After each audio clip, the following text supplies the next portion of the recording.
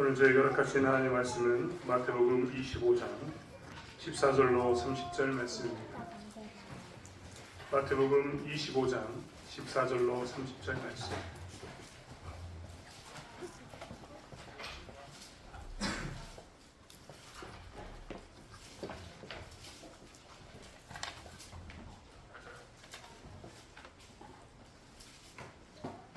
마태복음 25장 14절로 30절 말씀을 찾으셨으면 저와 여러분이 한 절씩 교독하겠습니다.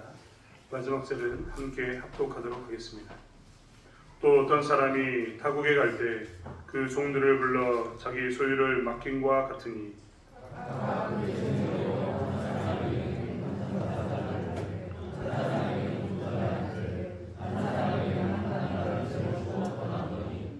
다섯 달란트 받은 자는 바로 가서 그것으로 장사하여 또 다섯 달란트를 남기고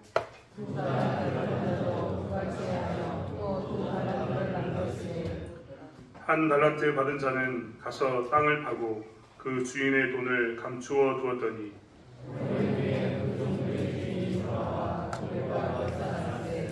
다섯 달란트 받았던 자는 다섯 달란트를 더 가지고 와서 이르되 주인이여 내게 다섯 달란트를 주셨는데 보소서 내가 또 다섯 달란트를 남겼나이다.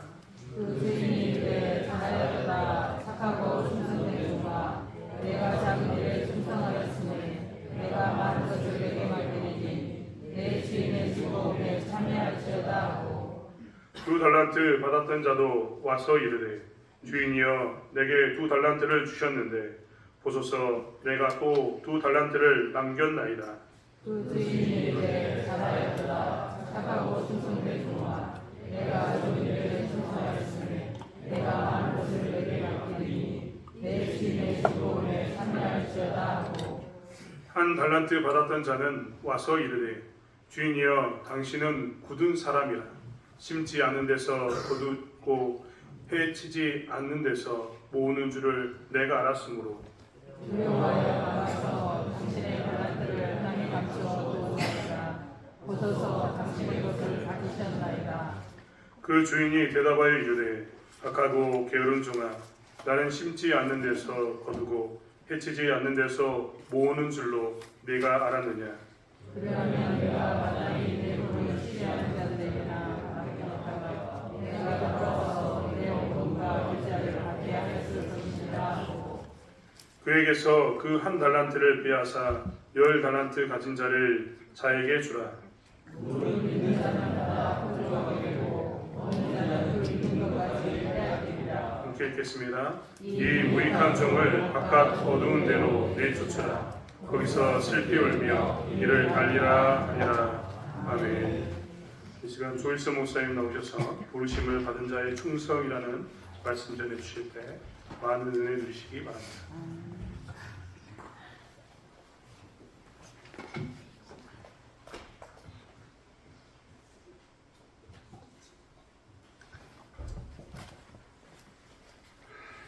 네, 감사드립니다.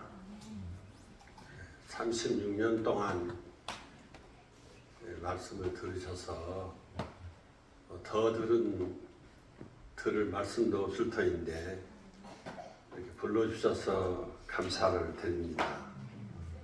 특별히 우리 최복수 목사님, 권미자 사모님 또 한 가족으로 함께 신앙생활 할 수 있어서 너무 감사하고 우리 교회를 위해서 축복하고 기도해 주실 분이 더 있다고 하는 거 너무 자랑스럽고 감사한 일이 되겠습니다. 우리 최 목사님 사모님에게 감사를 드립니다. 이 시간 우리 인사 한번 하겠습니다. 사랑하는 당신 존경하고 사랑합니다. 사랑하는 당신 존경하고 사랑합니다. 인간의 아름다움은 영혼의 아름다움이라고 했는데 누가 가장 아름다운 자이겠습니까? 두말할 것 없이 은혜로 사는 사람, 믿음으로 사는 사람, 내게 주어진 직무에 최선을 다하는 사람이 가장 아름답고 가장 소중하고 가장 하나님 기뻐 받으실 주의 종인 줄로 믿습니다. 우리 다시 한번 인사하십시다. 사랑하는 장로님 감사합니다. 사랑하는 목사님 감사합니다. 사랑하는 안수희 집사님 감사합니다. 사랑하는 사모님 감사합니다. 권사님 사랑하고 감사합니다. 감사합니다. 네, 오늘은 특별히 우리 교회 설립주의이기도 하지만은 제가 혹시는 오늘 마지막 설교가 아닌가 하는 생각이 늘 들어서 오늘은 특별히 항종직 직분자 중심으로 말씀을 전해야 되겠다고 하는 생각을 했습니다. 저는 요 몇 년 동안 제가 사랑하고 존경하는 이들이 많이 세상을 떠났습니다. 그럴 때마다 오늘도 대교회 일부 예배에 참석을 했는데 오늘도 장례 간고가 두 간고가 났습니다. 매주마다 세상 떠난 간고가 주보에 늘 실직이 거의 매주 빼지 않고 그렇게 간고가 납니다. 그럴 때마다 저는 무슨 생각을 하는가 하면 혹시는 이 다음 차례가 내가 아닐까 그런 생각을 해봅니다. 어른들이 많이 계시는데 저도 나이가 좀 먹지 않았는가. 80이 적은 나이는 아니지 않습니까? 그래서 그런 생각을 늘 해봐요. 그래서 제 간으로는 36년 동안 성실히 목회했다고 생각을 했는데 교회에서도 사람들에게도 칭찬 듣는 목사가 아니지 않겠는가 그런 생각을 제 자신이 늘 해봅니다.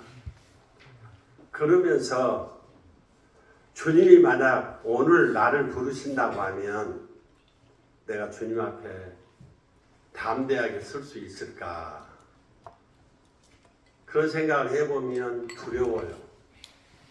떨리는 마음뿐이에요. 아무리 생각해도 하나님 앞에 당당히 설 수 있는 그런 자가 아니라고 하는 것을 늘 생각을 했습니다. 그래서 주님 앞에 설 것을 생각하면서 이제라도 정신을 차리고 최선을 다해서 주어진 직무에 충실해야 되겠다고 하는 생각을 내 마음속에 늘 다짐해보고는 합니다. 사실 이렇게 은퇴해서 편하게 살 걸로 생각하시지만 뭘 하는지 엄청 바빠요.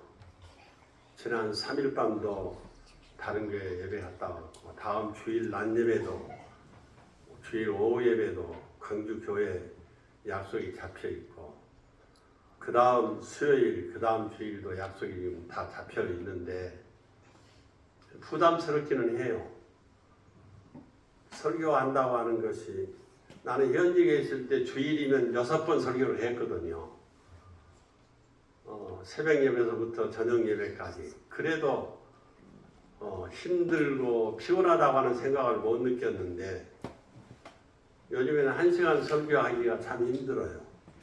준비하기도 힘들지만 1시간 설교하는 것이 쉽지 않더라고요. 그래도 제가 무슨 생각을 했는가 하면 성실히 사역을 못해서 하나님께서 마지막으로 기회를 주시는 하나님이 아닌가 생각하니까 더 정신을 차리고 최선을 다해야 되겠다고 하는 생각밖에는 없습니다. 그래서 오늘 우리 장로님이나 안수희 집사님이나 권사님이나 여러 재직들에게 어떤 말씀을 드려야 될 것인가 그 기도하는 중에 제3과 연계를 시켜서 마중 하나 쓸 때 저도 그렇고 여러분도 그렇고 함께 부끄러움 없이 주님 앞에 설 수 있기를 위해서 오늘 본문의 말씀을 선택했습니다. 항종직은 여러분이 잘 아는 대로 목사, 장로, 안수집사를 항종직이라고 말합니다. 우리 총회 헌법 제3장 2조에 보면 그렇게 나타나 있습니다. 그런데 권사님들까지 항종직으로 우리 한국교회가 인정을 하고 있거든요. 그것은 헌법에는 나와 있지 않지만은 규례적으로 권사님들까지 항종직으로 그렇게 인정을 합니다.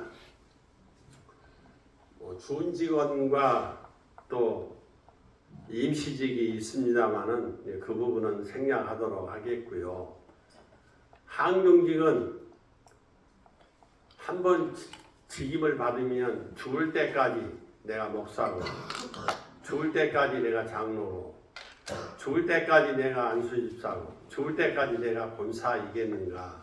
아닙니다. 이 항존의 의미는 그 직위가 사람을 말하는 것이 아니라 그 직분이 영원하다고 하는 사실을 말하고 있는 것입니다. 그러니까 내가 어떤 질환으로서 그 직무를 감당할 수 없으면 목사가 아닌 것이에요. 그래서 봉고 사직을 시키는 것이죠. 또 혹은 교회 헌법을 어겼다든지 성경을 예고하게 이제 전했다든지 일단 치리에 해당하는 징벌을 받게 되면 그 시로 목사도 아니고 장로도 아니고 집사도 아닙니다. 그런데 항종직 직분자들은 생각하기를 자기들은 당당히 목사고 당당히 장로고 당당히 집사고 권사로 생각합니다. 결론부터 말씀을 드리면 직분론으로 보면 여기 마태복음 25장에 나타난 이 사건 내용은 충성 없는 구원은 없어요. 믿음으로 사는 자는 은혜로 살 수밖에 없고 은혜로 사는 자들은 누가 시켜서가 아니라 주어진 직무에 최선을 다할 수밖에 없어요. 항종직 여러분들은 독자적인 직분이 아니에요. 어떤 직분인고 하면 말씀으로 봉사하는 담임 목사님 가장 가까이서 협력하고 조력하는 직무라고 하는 사실입니다. 남편들이 남편으로서의 소명을 잘 감당할 수 있었던 것은 다른 게 아닙니다. 부족한 부분을 채워주는 그 아내가 그 곁에 있기 때문에 남편이 남편의 직무를 잘 감당하는 것처럼 우리 박 목사님이 목회 사역을 감당하는 일에 있어서 여러분들이 그 부족한 면을 채워주지 않으면 안 되는 것이에요. 그래서 오늘 달란트 이 비유를 보면서 오늘 우리들이 생각해야 할 부분이 너무 많다고 생각합니다. 사실 저도 그렇고 여러분 모두가 다 그럴 거예요.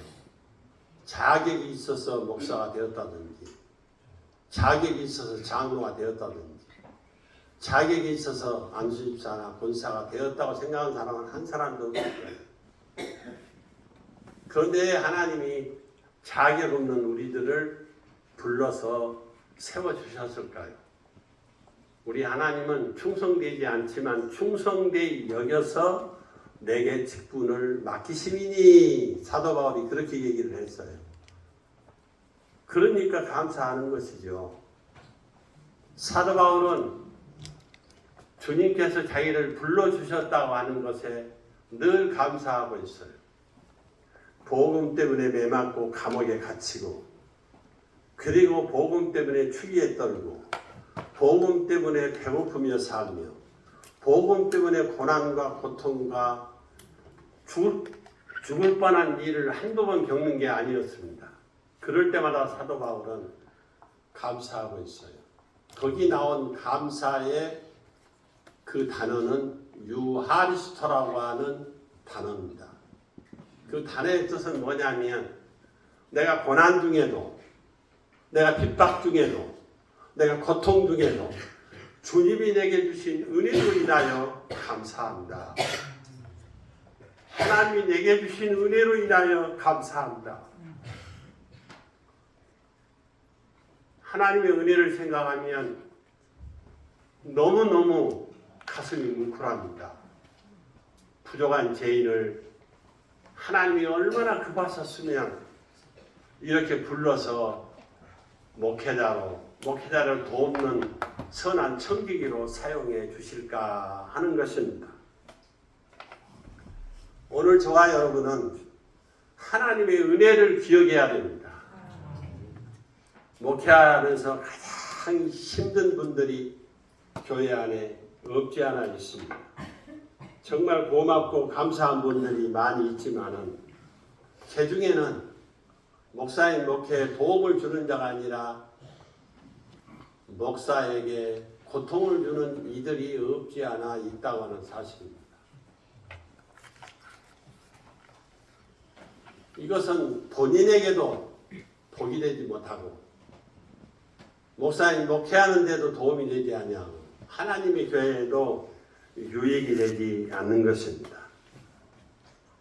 그러므로 오늘 저와 여러분들이 꼭 기억해야 될 부분은 은혜로 사시고 믿음으로 살다가 하나님 앞에 은혜로 갈 수 있기를 주님의 이름으로 축복합니다. 한번 옆 사람과 인사하십시다. 우리가 잘 살다가 잘 죽읍시다.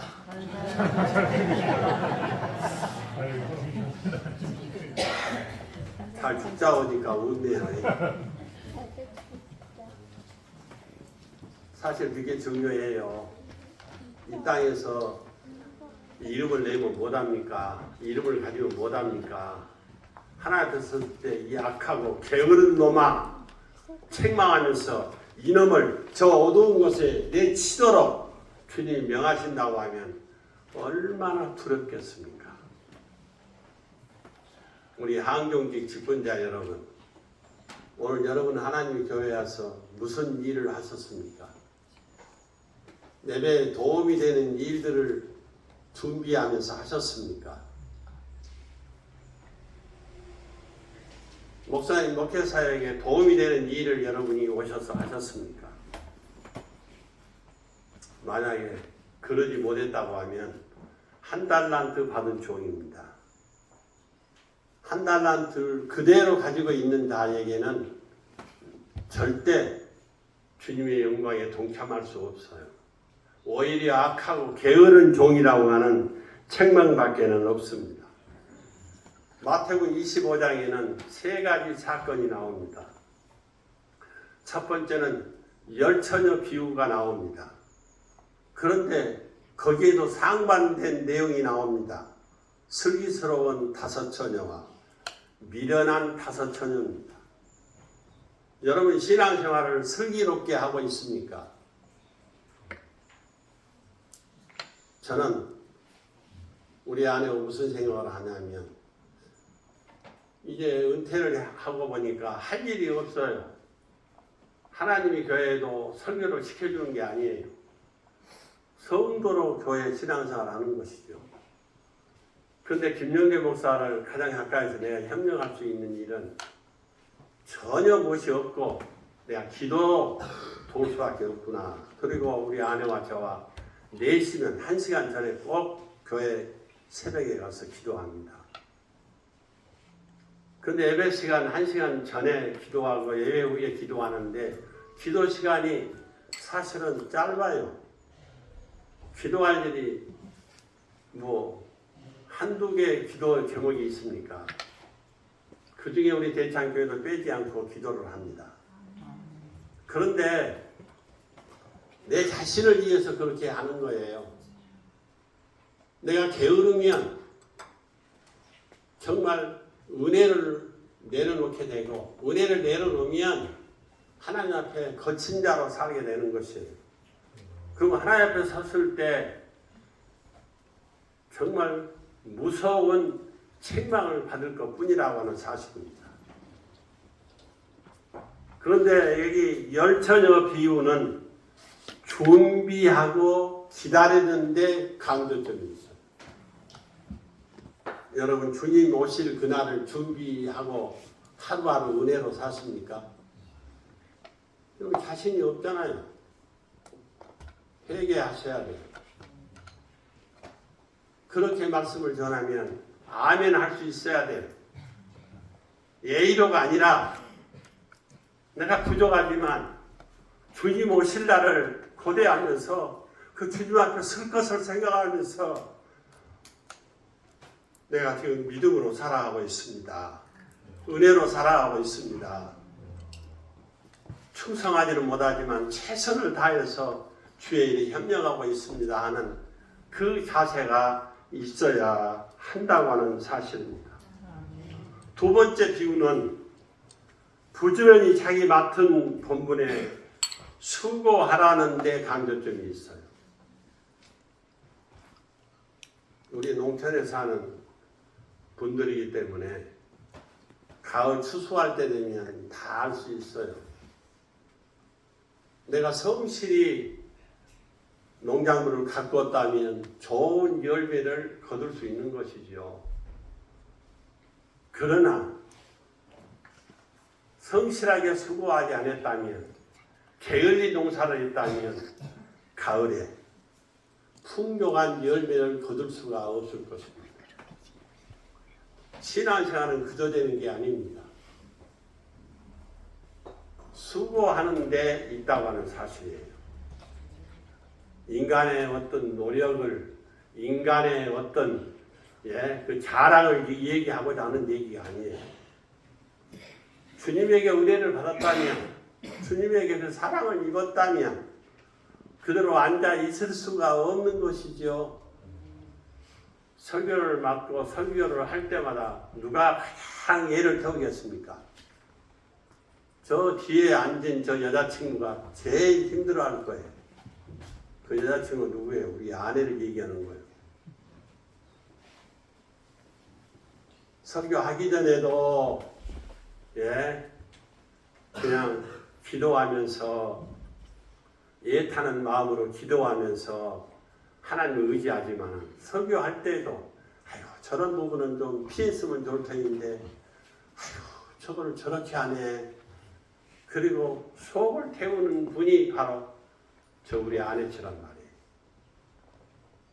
주의 일에는 수고가 뒤따릅니다.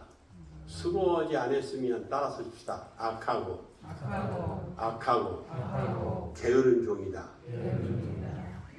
우리 안수희 사님들 여러분 하나님 교회에서 수고 많이 합니까? 우리 교장님 아드님은 웃기만 해요. 김희영 집사님 그렇습니까?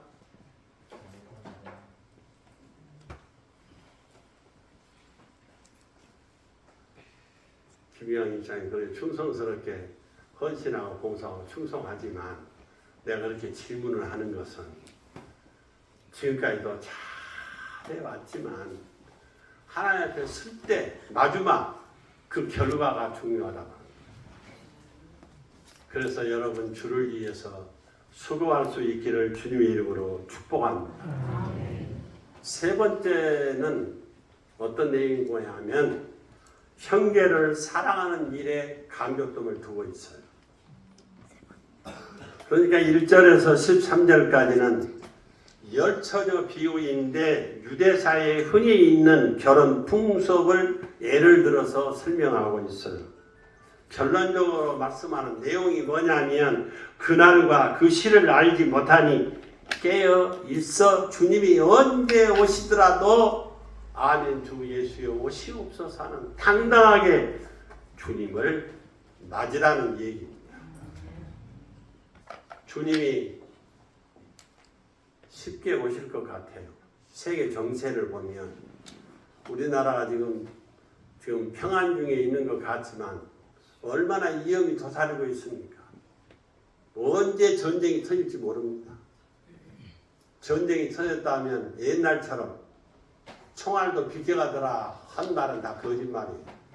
이제 모두가 다 함께 가버려요. 한순간. 하나님 앞에 설 것을 생각하면서 정신을 차리고 우리가 신앙생활을 잘해야 될 줄로 믿습니다. 내가 지금 주님과 함께 사는 것이 곧 우리의 믿음입니다. 믿음이 있다고 하면 주님과 함께 사는 거예요. 믿음이 있다면 주의 일에 손 놓고 있을 수가 없는 거예요. 노인들도 할 일이 있어요. 지난번에 예배 마치 어떤 권사님을 차에 모시고 가면서 얘기했어요. 남편 잘 계시냐고.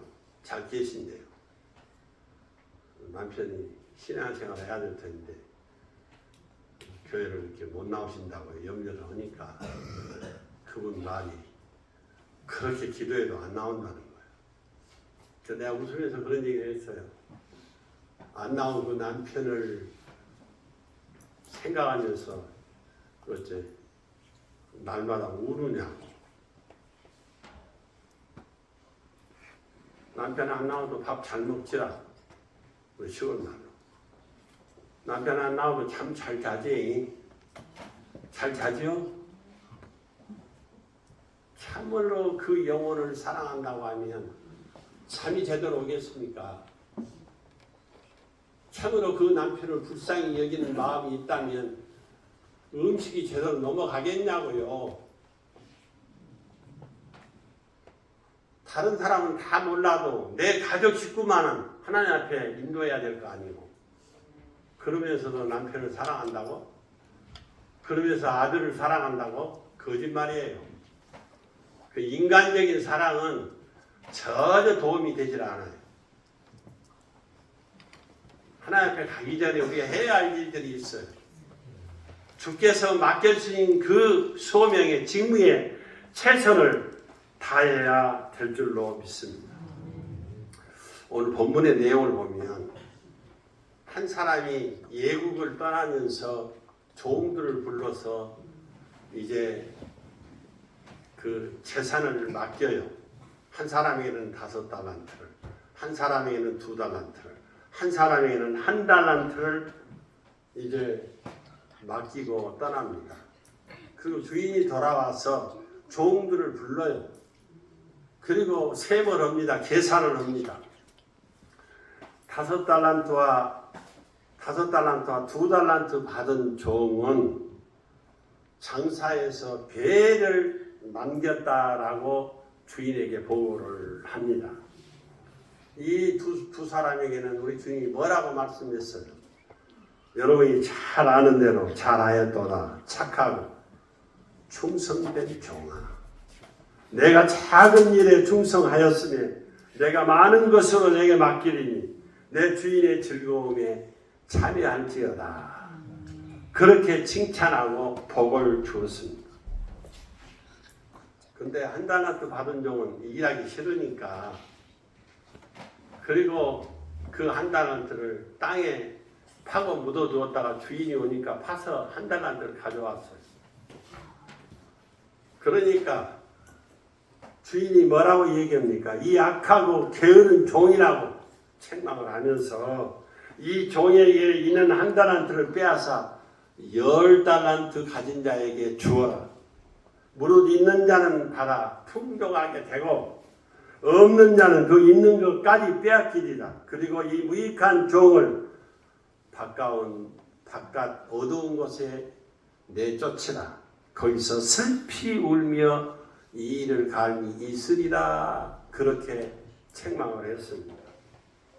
불순종한 종의 결과는 무엇이었습니까? 있는 것 가지도 빼앗겨 버렸다고 하는 사실입니다. 대단히 죄송합니다만 오늘 너무도 착각하고 사는 사람들이 많아요. 그리고 내가 목사인데 내가 구원이야 못 받겠는가. 목사는 생활비를 받아가면서 주의 교회를 봉사하고 섬기지만 장로인 나는 무엇으로 하나님 교회를 봉사하는데 목사는 천국 못 갈 망정 나는 천국 갈 것이다. 그런 생각을 할 수도 있어요. 착각을 하시면 안 돼요. 목사이니까 장로이니까 권사이니까 구원은 받겠지. 그럴는지 몰라도 충성 없는 구원은 없어요. 그 주님을 사랑하는 자들이 아니에요. 그들은 믿음으로 살아가는 자들이 아니에요. 우리 막내 아들이 양림교회 부임하고 저희 집에 딱 한 번 왔어요. 그것도 1시간 있다 갔어요. 그래서 전화도 잘 못하는데 전화 오면 뭔 일 하냐면 죄송하다고. 오히려 홍콩에 있을 때보다 더 연락도 못하고 더 자주 못 배운다고 미안하다고. 무슨 얘기냐. 네 현주소는 네 맡겨진 그 교회에서 최선을 다하다가 죽어야 돼. 우리 가족이 먼저가 아니요. 너에게 맡겨진 그 직무가 우선이요. 그리고 많은 영혼들을 이제 양육하고 가르치고 인도하는 중대한 직무를 가지고 있기 때문에 그 일에 최선을 다해야 된다. 인간적인 방법, 혈육적인 방법으로 가정만 생각하지 말아라. 그런다고 불효라고 하는 말은 아니지만 먼저는 주의 일이 우선이다. 내게 맡겨진 교회가 우선이다. 최선을 다하도록 그렇게 얘기를 했습니다.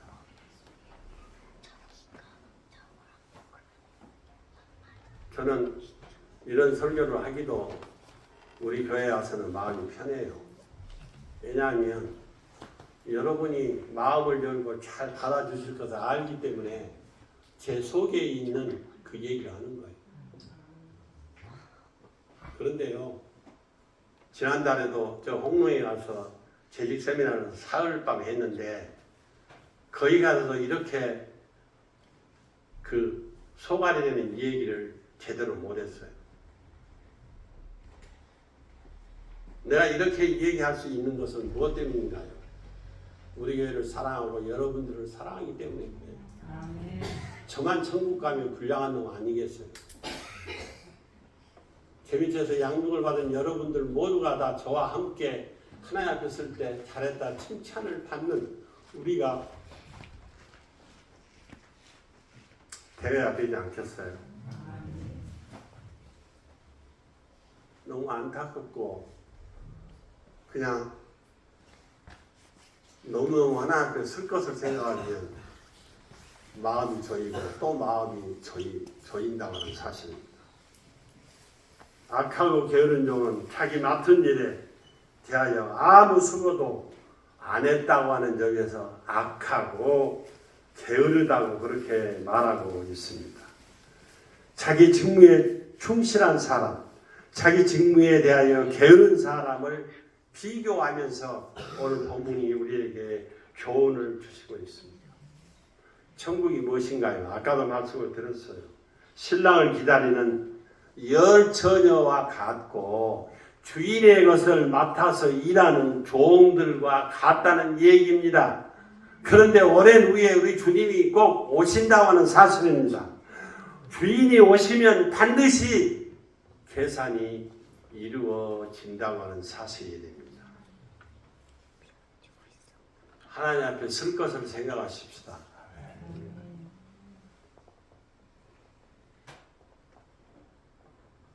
만일 착하고 충성되어서 많은 이익을 남겼으면 그 주인의 즐거움에 참여할 것이고 이제 주인이 돌아온 후에 이전보다 더 많은 것을 받게 될 것입니다. 이전의 수고는 다 끝났고 주인이 돌아와 잔치할 때 그 잔치의 즐거움에 참여하게 될 것입니다. 그런 주인 즐거움의 대상이 될 것이며 주인이 처음 떠나면서 맡겼던 것보다 더 많은 것을 그에게 맡겨서 주의 일에 협력할 수 있도록 상을 베풀 줄로 믿습니다. 그러나 주인이 오랜 후에 돌아왔을 때 남기지 못한 자는 게으르고 무익한 종이라고 하는 사실입니다. 저도 그렇고 여러분 모두가 다 게으른 자가 되어서는 아니 되겠습니다. 세상 일도 우리가 열심히 해야 되겠지만 우리가 신앙생활은 영적인 일은 피나는 수고를 하셔야 됩니다. 주님 앞에 하는 일은 절대 헛되지 않습니다. 주님이 약속한 대로 반드시 갚아 주실 줄로 믿습니다. 중세 시대에 그 한 성당에서 성가대원들이 찬양 연습을 하고 있습니다. 그런데 한 꼬마가 12살 된 꼬마가 와가지고 지휘자에게 부탁을 해요. 지휘자님, 저 성가대원이 되고 싶어서 왔습니다. 저를 성가대원으로 써주십시오. 그러니까 성가대장이 그 꼬마에게 얘기합니다. 네가 찬양을 얼마나 잘하는지 모르겠지만 여기는 어른들만 하는 곳이야. 너는 아직 나이가 어리니까 안 되겠다. 더 큰 다음에 오렴. 그렇게 얘기를 했어요. 그러니까 이 꼬마가 지휘자에게 얘기합니다. 지휘자님, 주님이 나를 쓰신다고 하던데요. 주님이 나를 사용하신다고 해서 오늘 여기 왔습니다. 이 말에 지휘자가 마음이 녹았어요. 그래서 지휘자는 어리지만 성가대원으로 발탁해서 함께 찬양을 하게 되었습니다.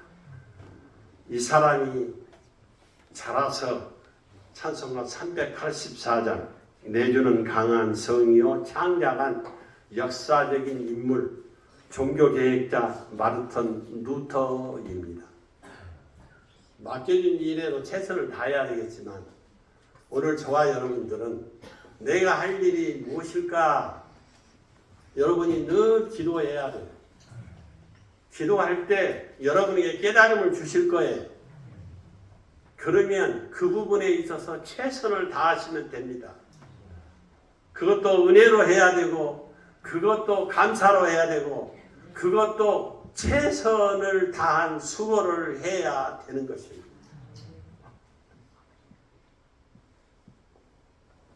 계속해서 지금까지 찬양 인도를 하고 피아노 반주를 하고 방송실에서 사역을 하고 또 안내를 하고 이런 분들 모습을 보니까 너무 흥분해요. 그러면서 그들을 위한 기도가 나와요. 하나님 보실 때 충기간다로 더 아름답게 소중하게 사용해 주시고 이들의 헌신과 이들의 사역을 통해서 하나님의 교회가 더 세워져 가고 흥황해져 가도록 하나님 복 주십시오. 그 기도를 합니다. 아까도 말씀을 드렸지만 천국이 무엇이라고요? 직분 눈으로 보면 천국이 무엇이라고요? 충성 없는 구원은 없다는 얘기예요. 충성할 수 있기를 주님의 이름으로 축복합니다. 아멘. 예배 드리는 일에도 충성스럽게 해야 돼요. 영광대교회에 출석하면서 반드시 30분 전에 예배당에 출석을 합니다. 어떤 때는 우리 아내가 좀 늦으면 여자들이 항상 바쁘잖아요. 준비할 게 많잖아요.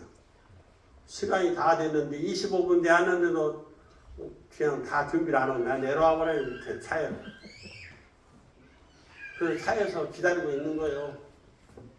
그리고 우리 아내가 그냥 정신없이 하지 양발도 못 신고는 들고 와서 차에서 양발을 신는 거예요. 왜요? 저는 30분 전이 시간으로 예배 시간으로 생각을 하고 그렇게 출석을 해요. 새벽 기도도 1시간 전에 가면 영광대교는 딱 정해져 있어요. 김용우 목사 부부, 이수혜 장로님, 저 딱 몇 사람은 그 시간에 와 있어요. 여러분 오해하지 마십시오. 제 자랑을 하려고 하는 게 아니에요. 세상을 떠나는 사람들을 볼 때마다 무슨 생각을 갖는다고요? 혹시는 이 다음 차례가 내가 아닐까? 내 모습 이대로 하나님 설 수 있을까? 그 생각을 하면 겁이 난다고요. 그래서 오직 했으면 여러분에게 잘 죽자고 그렇게 했겠습니까? 은혜로 사셔야 됩니다. 믿음으로 사셔야 합니다. 이 땅에서도 행복하게 살아야 되겠지만 가장 소중한 것은 하나님 앞에 섰을 때 칭찬 듣는 그런 직분자로 성도로 살아가야 될 줄로 믿습니다. 사도 바울은 누구보다도 충성스럽게 하나님의 교회를 봉사하고 섬겼던 사람입니다. 고린도 교회 편지를 하면서 4장에 보면 사도 바울은 뭐라고 얘기를 했어요? 맡은 자에게 구할 것은 무엇이라고 했어요? 충성이라고 했어요. 사도 바울은 그 누구보다도 더 많이 수고하고 더 많이 충성을 했습니다. 그렇게 충성하고도 누구보다도 더 많이 가난하고 더 많이 매맞고 더 많이 핍박을 받고 더 많이 고통을 당했습니다. 그런 중에도 하나님 원망하지 않았습니다. 그런 중에도 하나님이 내게 주신 은혜로 인하여 감사한다. 유하리스토 감사하다. 하나님이 내게 주신 은혜로 인하여 감사하다. 감사하다. 세상에 죽도록 일했는데 목사님은 칭찬 한마디도 안 해준다고.